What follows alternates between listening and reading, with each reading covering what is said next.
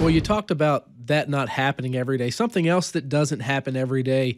Jimmie Johnson's steering wheel came off in qualifying. Whew, yeah, that was scary. That's Take us very through scary. your routine and how something like that could happen and what you do to prevent it.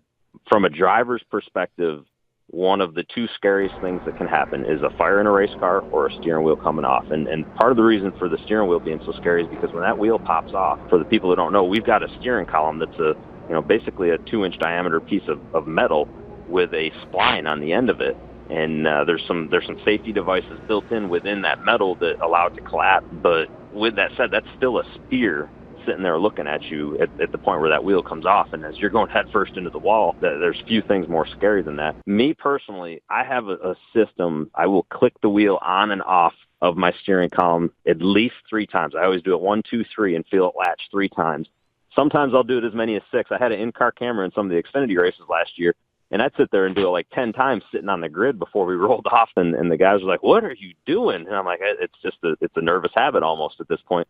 But I do it to make sure that thing is locked in place. So definitely a scary situation, something that we all think about, and everybody has their own systems on how they handle it. But thankful, everything worked out okay, and Jimmie was fine when all was said and done.